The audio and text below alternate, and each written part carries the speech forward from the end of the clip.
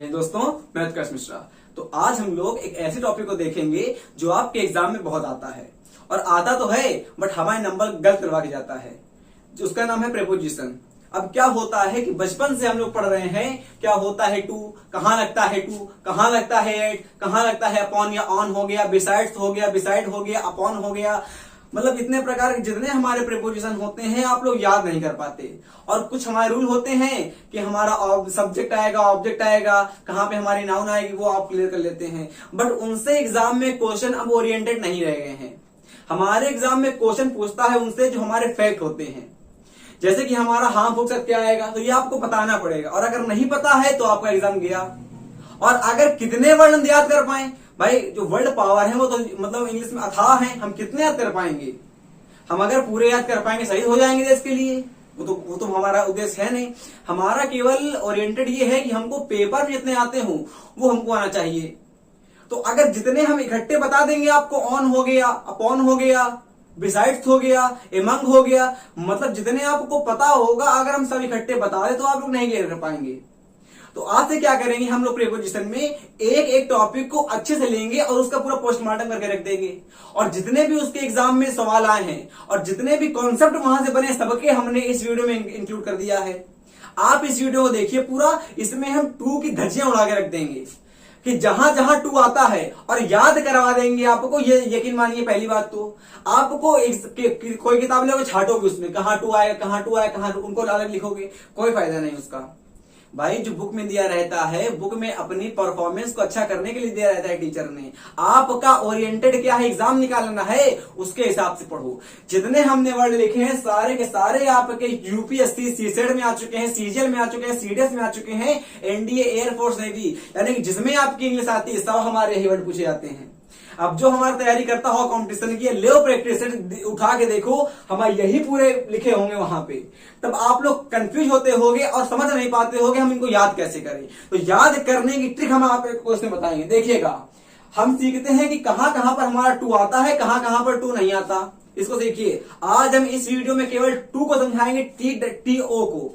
और देखिए प्रीपोजिशन का मसाला, इसको हम लोग कहते हैं डेट्रीमेंटल। डेट्रीमेंटल का मतलब होता है हानिकारक। उसके नीचे लिखा हुआ है हमारा हार्मफुल। अब अगर इन वर्ड को आपने याद कर लिया तो आपका प्लस पॉइंट ये है कि आपके प्रेपोजिशन के साथ हमारी साइनोनियम्स, पर्यायवाची भी क्लियर हो जाएंगे साथ में। मतलब आपका एग्जाम में अगर आगे डेट्रीमेंटल का साइनोनियम अगर लिखा हुआ साइनोनियम्स हमारा हार्मफुल सही हो जाएगा हमारा। तो एक तीर से दो शिकार यहां से हो रहे हैं। डेट्रीमेंटल का मतलब होता है हानिकारक और इन सभी वर्ड का मतलब हानिकारक होता है और इन सबके साथ हमारा टू आता है।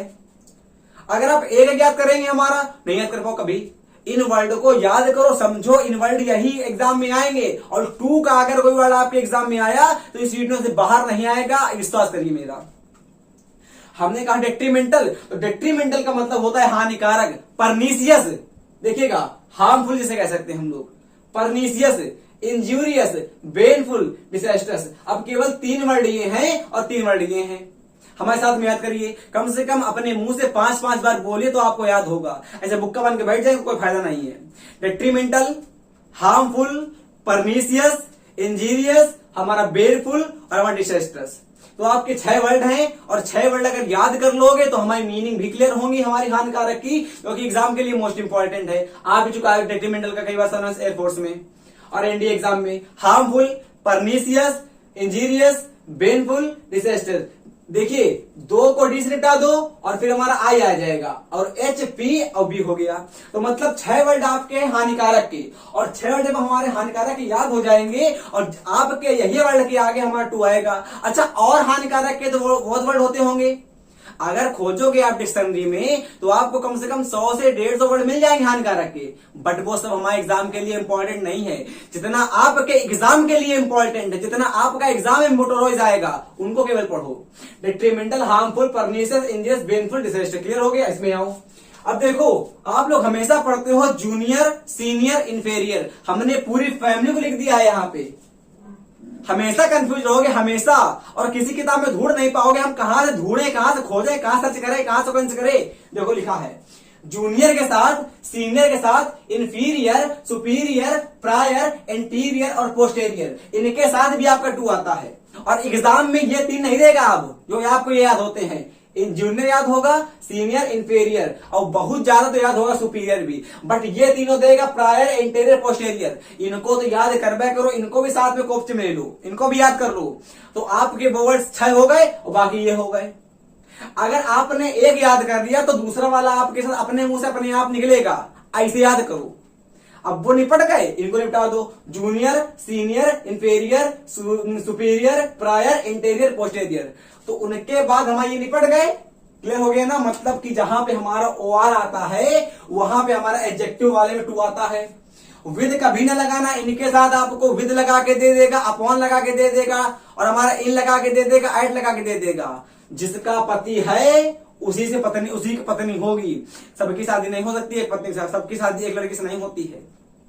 तो जिसके साथ जो लगेगा प्रेपोजिशन में वही आएगा, क्योंकि preposition is the relation between noun and pronoun. एक ऐसा पार्ट ऑफ स्पीच जो हमारा नाउन में और प्रोनाउन में रिलेशन को बताता है, संबंध को बताता है, उसे हम लोग कहते हैं प्रेपोजिशन।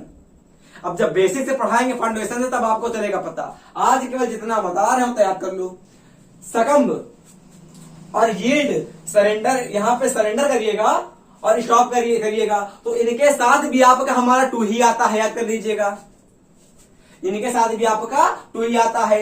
एक हमारा हो गया सकम्ब, यील्ड, यहां सरेंडर कर लीजिएगा, मेरे पास मार्कर नहीं है इस समय, और स्टॉप कर दीजिएगा। इनके साथ भी आपका टू ही आता है। अब देखेगा ये वाला बेनिफिशियल, कंडेंसिव, लुक्रेटिव, प्रॉफिटेबल। इसका मतलब होता है प्रॉफिट करने वाला, समझ सकते हैं इसको, लाभदायक टाइप का।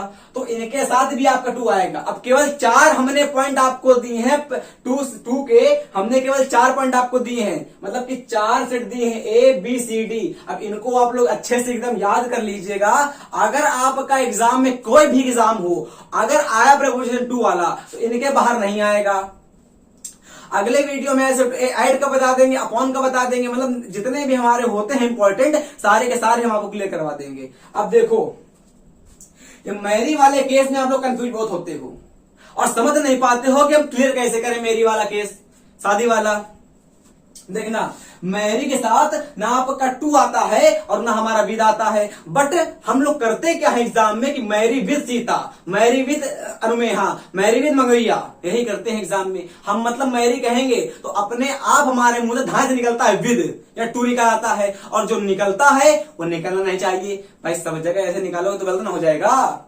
हमने कहा मैरी, तो मैरी के साथ ना हमारा टू आएगा ना विद आएगा। बट याद करने वाली बात यह है, एक्टिव वॉइस में मैरी अगर सेंटेंस कोई लिखा हुआ है, एक्टिव वॉइस सेंटेंस है, तो वहां पे हमारा ना टू आता है ना विद आता है।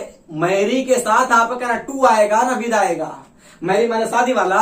अच्छा, अगर उसी सेंटेंस को हम बना देते हैं पैसिव में, अगर हमारा सेंटेंस मैरी वाला एक्टिव वॉइस में लिखा रहा तो ना टू आता है ना विद आता है। बट वही सेंटेंस को अगर हम बना देंगे पैसिव वॉइस में, तो हमारा आएगा, क्या आएगा, वहां पे टू आ जाएगा। बट विद फिर भी नहीं आएगा।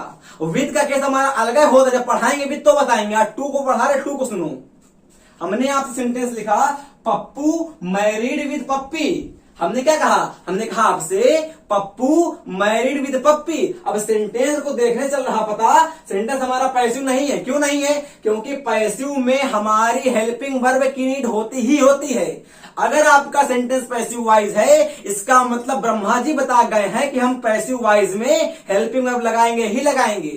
बिना पैसिव वाइज, बिना हेल्पिंग वर्ब के पैसिव वाइज नल्ला है, उसका कोई उद्देश्य नहीं ग्रामर में। जिस प्रकार आदमी का हमारा शादी नहीं होती है तो नल्ला होता है, उसी प्रकार अगर पैसिव के पास हमारी हेल्पिंग वर्ब नहीं है तो पैसिव का कोई उद्देश्य नहीं है। अब यहाँ पे देख रहे हो हमारी हेल्पिंग वर्ब तो नहीं है। अबे हेल्पिंग वर्ब क्या होते नहीं पता। Is am are was were do does did has है, is am are was were do does did has have had 11 होती है हमारी प्राइमरी ऑक्सिलरी, वो तो कहीं लिखी नहीं यहाँ पे। इसका मतलब सेंटेंस हमारा पैसिव नहीं है। अब एक्टिव है, एक्टिव मतलब पास्ट इंडेफिनिट, सिंपल पास्ट, वही देखो लिखा है, वहीं पे आती है वर्ब की सेकंड फॉर्म। तो पप्पू मैरिड विद पप्पी। अब देखो सेंटेंस हमारा एक्टिव वॉइस का है, अब पैसिव वॉइस का होता तो यहाँ पे वाज लिखा होता, डिड लिखा होता, इजेमार लिखा होता, नहीं लिखा। इसका मतलब सेंटेंस हमारा एक्टिव वॉइस का है और आपको पता है कि एक्टिव वॉइस सेंटेंस में हमारा ना टू आता है ना विद आता है, तो इसलिए आपका यह सेंटेंस गलत हो गया। इसमें क्या गलती हो गई, इसमें हमारा विद गलत हो जाएगा और यहां पे हमारा सरेंडर कर लीजिएगा आप लोग अच्छे से।